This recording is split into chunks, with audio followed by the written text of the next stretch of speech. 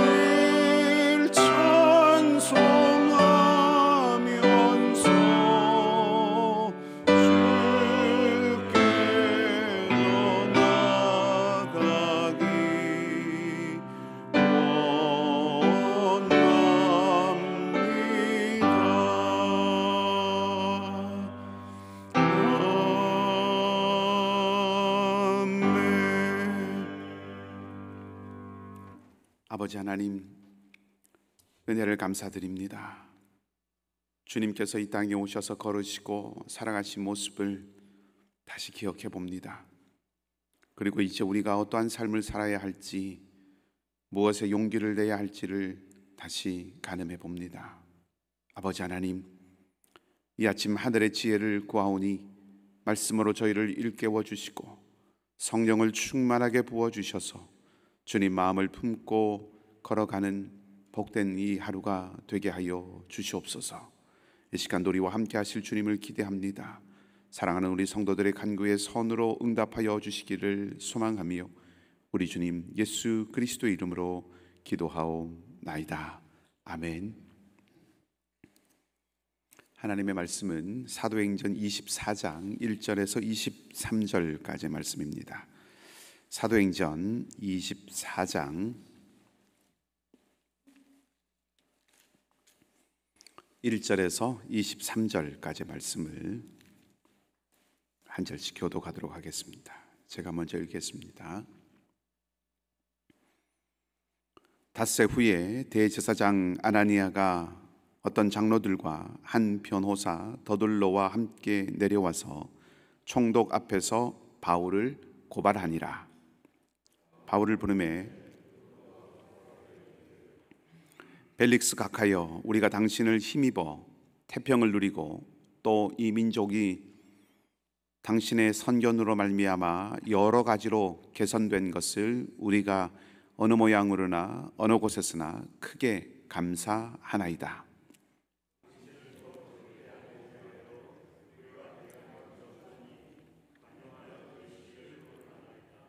우리가 보니 이 사람은 전염병 같은 자라. 천하에 흩어진 유대인들을 다 소요하게 하는 자요, 나사렛 이단의 우두머리라.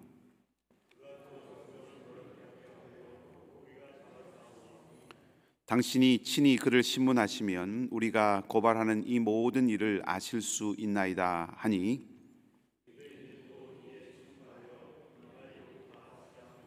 총독이 바울에게 머리로 표시하여 말하라 하니, 그가 대답하되 당신이 여러 해 전부터 이 민족의 재판장 된 것을 내가 알고 내 사건에 대하여 기꺼이 변명하나이다.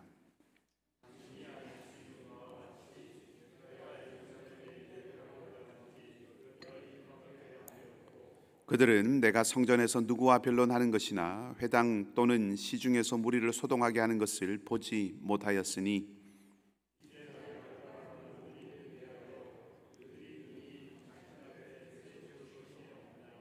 그러나 이것을 당신께 고백하리이다. 나는 그들이 이단이라 하는 도를 따라 조상의 하나님을 섬기고 율법과 선지자들의 글에 기록된 것을 다 믿으며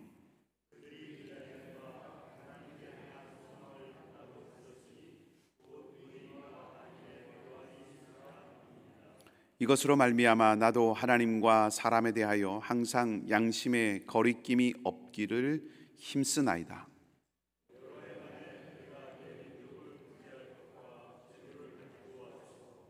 드리는 중에 내가 결례를 행하였고 모임도 없고 소동도 없이 성전에 있는 것을 그들이 보았나이다. 그러나 아시아로부터 온 어떤 유대인들이 있었으니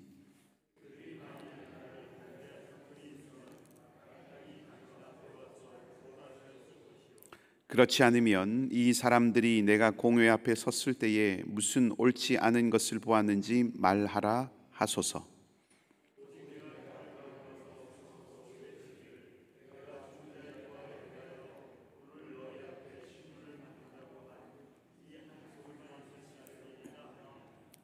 벨릭스가 이 도에 관한 것을 더 자세히 아는 고로 연기하여 이르되, 천부장 루시아가 내려오거든 너희 일을 처결하리라 하고 백부장에게 명하여 바울을 지키되 자유를 주고 그의 친구들이 그를 돌보아 주는 것을 금하지 말라 하니라. 아멘. 오늘 본문은 총독이 바울에 관해 기록되어 있는 편지를 읽고 난 후에 이제 공판을 하는 장면입니다. 더둘로와 바울의 말이 대조가 되는데 더둘로를 좀 중심으로 해서 본문을 좀 살펴보려고 합니다. 바울이 구금된 지 닷새가 지나고 장로들과 변호사 더둘로와 대제사장인 아나니아가 가이사랴에 이제 도착을 하게 되고, 그래서 공판이 시작이 된 것입니다. 먼저 이 총독 앞에서, 이 벨릭스 앞에서 이 더둘로라고 하는 변사라고 하는데, 이 더둘로가 하고 있는 말은 평화입니다. 우리가 당신을 힘입어서 평화를 누리고 우리가 당신을 힘입어서 번영을 누린다. 당신 덕분에 우리가 이렇게 안전하게 그리고 또 좋은 삶을, 양질의 삶을 누리게 되었다. 그렇게 지금 말하고 있습니다. 로마는 유대인들의 평화를 빼앗은 제국이지요. 유대인들의 고유한 삶을 억압하고 그들에게서 자유를 앗아간 제국이 로마입니다. 그런데 지금 더둘로는 당신 때문에 벨릭스를 파견한 로마로 인해서 우리가 평화를 누린다라고 말하고 있습니다. 주장하기 어려운 말입니다. 유대인으로서는 동의하기 어려운 말이지요. 그런데 대제사장과 유대인들의 삶의 전통과 규율을 책임지고 또 관여하고 지도하는 장로들과 함께 온 이 사람이 하는 말은 우리가 당신을 힘입어서 평화를 누린다라고 하는 유대인이라면 동의하기 어려운 말들을 합니다. 이렇게 하는 이유는, 주장하기 어려운 주장을 하는 이유는 오직 바울을 해코지하기 위함입니다. 그러니까 개인이나 개인의 이익이나 혹은 특정한 집단의 이익을 위하여서 진실을 감추고 현실을 왜곡하고 있지요. 그것을 넘어서서 거짓과 야합을 하는 아주 안타까운 모습을 이 대제사장의 무리들을 통해서 우리는 보게 됩니다. 또 이 더둘로는 바울에 대해서 총독에게 말을 할 때에 아주 주관적으로 접근을 합니다.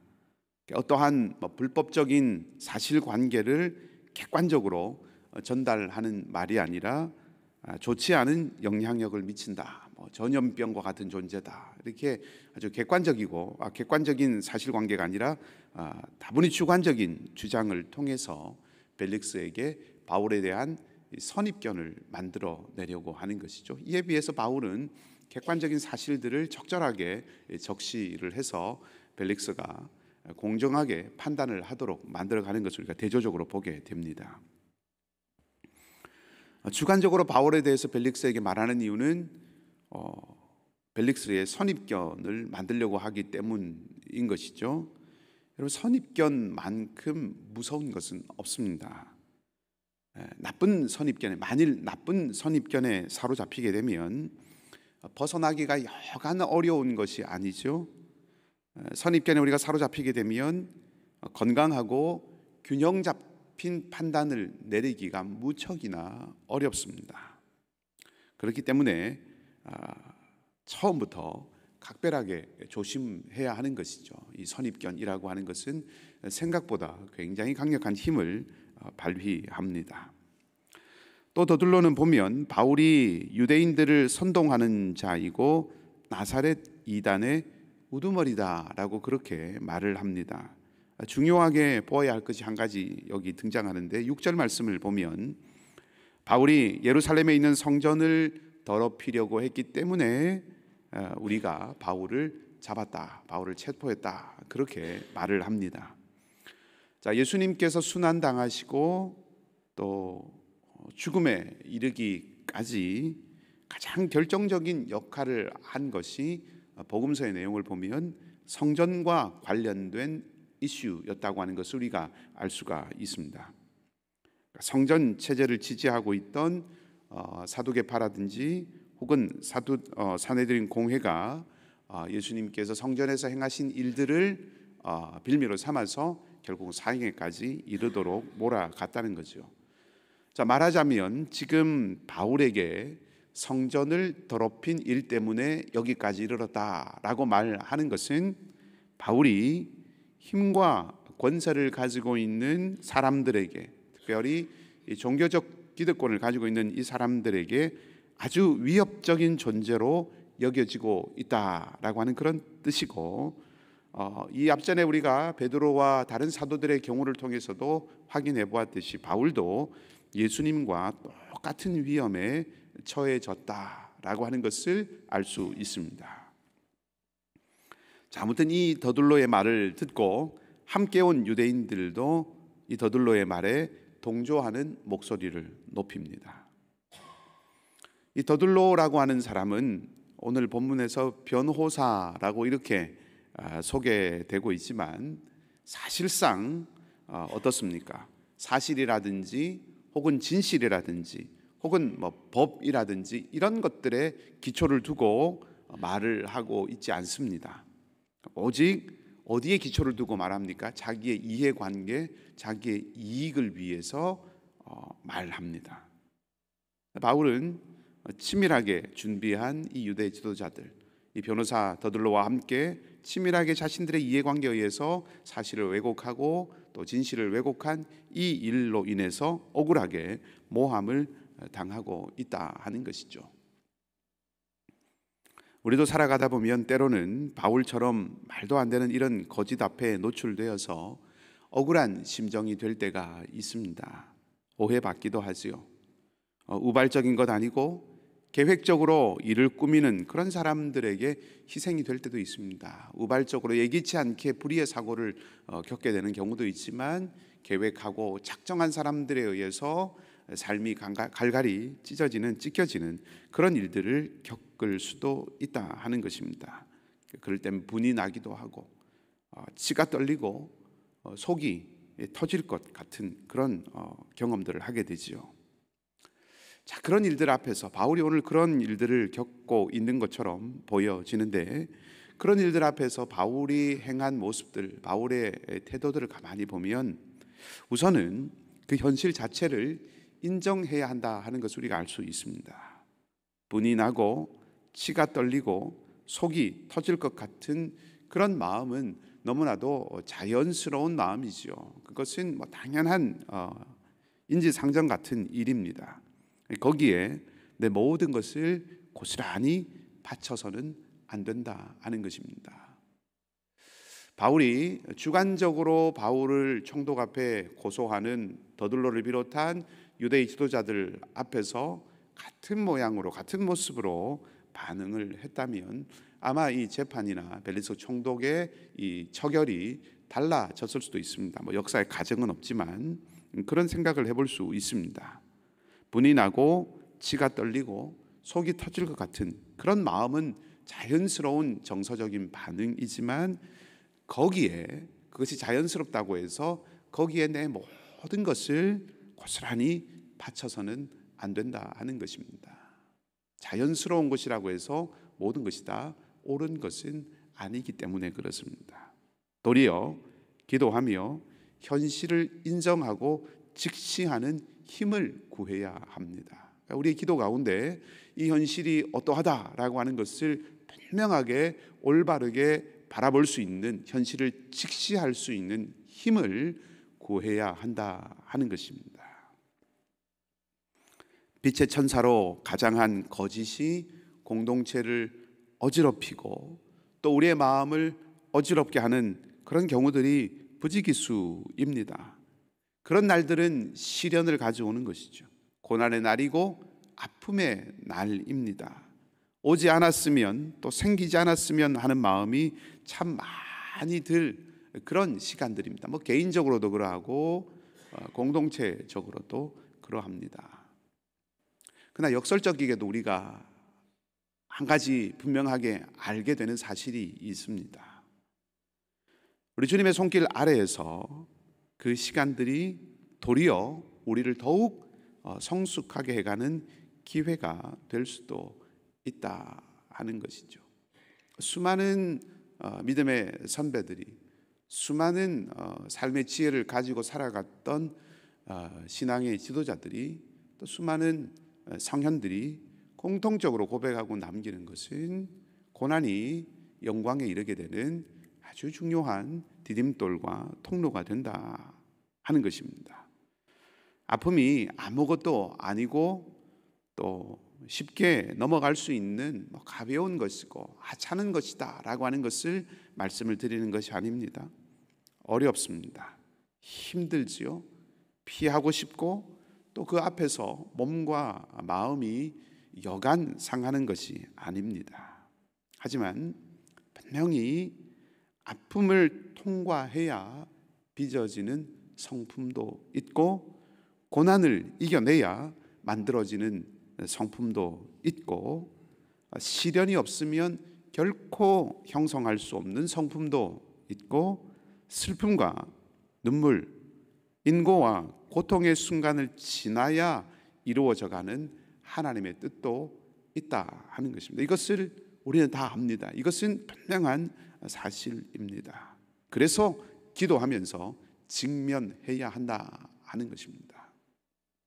제가 종종 인용했던 시 가운데 흔들리지 않고 피는 꽃이 어디 있으랴 라고 하는 도종환 시인의 시를 몇 번 말씀을 드렸습니다. 흔들리지 않고 피는 꽃은 없습니다. 다이아몬드보다 더 강도가 강한 것이 놀랍게도 거미줄이라고 합니다. 거미줄이 아주 얇지요. 근데 그 거미줄이 1mm의 굵기만 되면 1mm 아주 작은 치수입니다. 근데 그 1mm의 굵기만 되면 이 거미줄이 성인 남성 5명을 들어 올려도 끊어지지 않는다고 합니다. 굉장한 강도를 가지고 있는 거죠. 근데 이 거미줄보다 더 강한 것이 있는데 바로 삿갓조개라고 하는 조개의 이빨이라고 합니다. 이 거미줄보다 무려 5배나 강하다고 합니다. 그러니까 삿갓조개가 어딘가에 들러붙어서 어딘가에 박히게 되면 그것을 떼어내기가 굉장히 어렵다 하는 것입니다. 삿갓조개를 우리가 어디서 볼 수 있냐면 대개 바닷물이 빠져나간 썰물이 된 바위에, 갯가에 가면 이 바위에 다닥다닥 붙어 있는 조개들이 있습니다. 그게 삿갓조개입니다. 혹은 그런 거 보신 적이 있으신지 모르겠지만 갯벌에 이렇게 놓여 있는 배들, 이렇게 작은 고기잡이 배들을 보면 그 배 밑창에 이 삿갓조개들이 많이 붙어 있는 것을 볼 수 있습니다. 이 삿갓조개는 거센 파도, 또 험난한 태풍 이런 데서 살아남기 위해서 배에 그리고 바위에 더욱 밀착하는 겁니다. 더 강력하게 밀착하는 겁니다.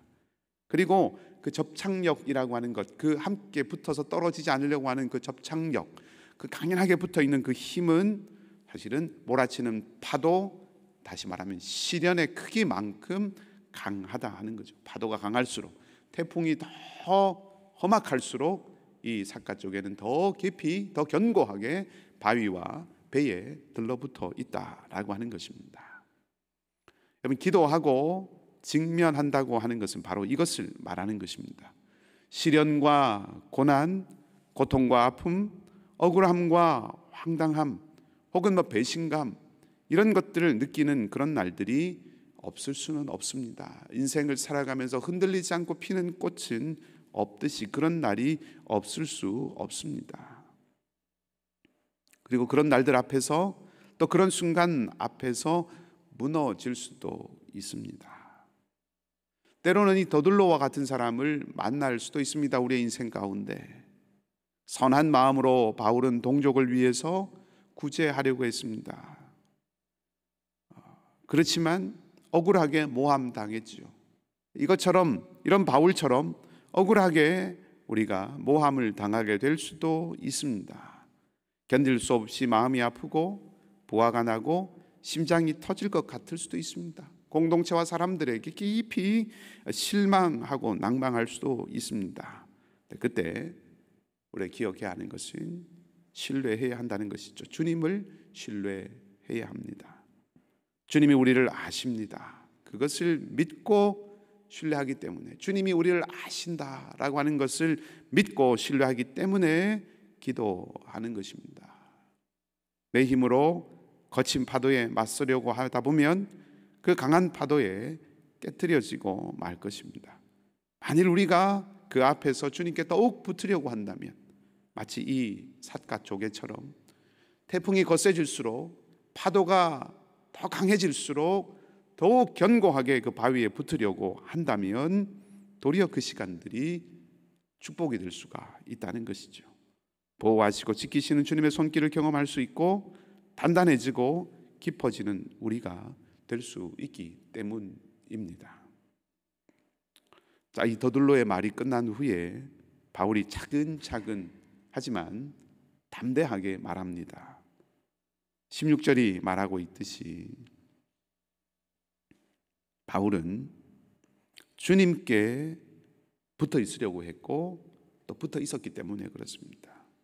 나도 하나님 앞에서 사람 앞에서 항상 양심의 거리낌이 없기를 힘썼다. 하나님 앞에 양심의 거리낌이 없기를, 하나님 앞에 선한 모습으로 하나님이 인정하실 만한 삶들을 위해서 애썼다. 하나님께, 주님께 붙어 있기를 애썼다. 또 주님께 붙어 있었다라고 하는 그런 고백이지요. 그 결과 어떻습니까? 유대인들의 도모했던 계획은 성공하지 못합니다. 이 벨릭스 총독이 연기합니다. 선고를 연기하지요. 이후에 처결하겠다. 그리고 어떻게 합니까? 총독은 바울에게 22절을 보면 자유를 줍니다. 바울에게 자유를 줄 뿐만 아니라 친구들이, 동료들이, 믿음의 형제들이 바울을 돌보는 것을 허락합니다. 주님께서 바울과 함께 하시고 주님께서 이 모든 상황을 통해서 바울의 내일을 준비해 주시는 것이죠. 주님께 붙어 있는 것, 주님께 견고하게 머물러 있는 것, 그것이 진정으로 우리가 살 수 있는 길임을 믿습니다. 이것을 우리가 이 아침에 다시 한번 확인하고 붙드십시다. 우리가 다시 확인하는 것 무엇입니까? 은혜는 바울을 떠나지 않았습니다. 주님의 은혜는 여전히 바울과 함께 했습니다. 주님의 은혜의 손길은 여전히 바울을 붙들고 있습니다. 사랑하는 여러분에게도 이 아름다운 주님의 역사가 끊어지지 않고 이어지기를 주님의 이름으로 축복합니다. 주님의 능력의 손을 붙들고 나아가는 주님의 그 귀한 삶이 되도록 오늘 이 아침의 기도의 자리가 다시금 주님의 손을 붙드는 능력의 회복의 자리가 되기를 주님의 이름으로 다시 한번 간절히 축복합니다. 우리 함께 기도하십시다. 말씀을 붙들고 기도하기 소망합니다. 오늘 바울은 말도 되지 아니하는 참 그런 더둘로의 모함 앞에 섰습니다. 마음이 상하고 찢기고 또 이 억울함을, 이 답답함을 어떻게 이겨나갈까 참 염려가 되는 그런 자리에 섰습니다.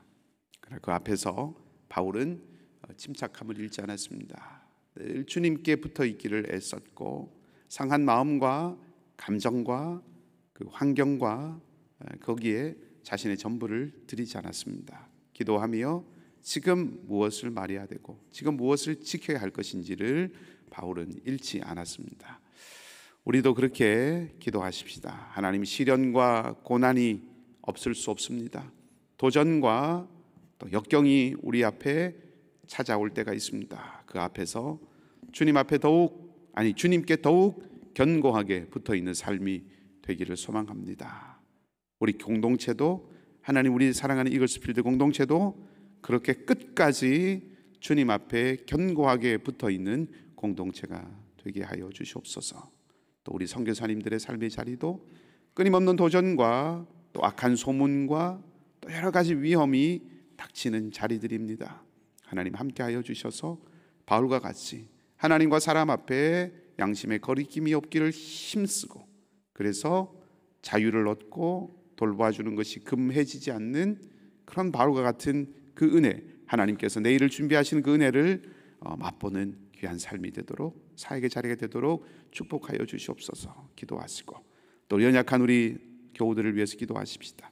육신의 약함 가운데 있는 이들, 하나님의 긍휼과 자비를 구하는 하나님의 백성들을 위해서 들의 삶과 마음과 영혼을 위하여서 우리 간절한 마음으로 함께 기도하겠습니다. 같이 기도하십시다. 아버지 하나님, 바울은 선한 마음으로 동족들을 구제하기 위해서 구제할 것을 가지고 예루살렘으로 왔고 재물을 가지고 성전에서 드렸고 결례를 행하여 동족을 사랑하고 유대인들의 법도를 존중하고 있음을 보여주었지만 도리어 사람들은 바울이 성전을 더럽혔다고 모함하고 거짓으로 고소하기에 이르렀습니다. 억울하기 그지없고 화가 치밀어도 전혀 이상할 것이 없는 상황이며 마음과 몸이 말할 수 없이 아프고 상하였을 것입니다. 그러나 그때 바울은 자신이 믿는 바를 차근차근 설명합니다. 그리고 그 믿음은 조상적부터 믿어온 하나님을 향한 신뢰였습니다. 바울은 여전히 하나님을 신뢰하고 바울은 복음을 버리지 않고 있습니다. 그 믿음은 하나님과 사람에 대하여 양심의 꺼리낌 없이 살기를 애쓰고 힘쓰게 하였습니다. 주님은 바울을 지키셨고 바울은 구금되었으나 자유가 있었고 자유로 이 믿음의 동료들과 교제할 수 있었습니다. 그리고 로마로 향하여 가는 길들을 주님은 조금씩 그렇게 열어주고 계셨습니다. 주님, 오늘 이 아침에 우리가 이 이야기를 잘 품을 수 있기를 바랍니다.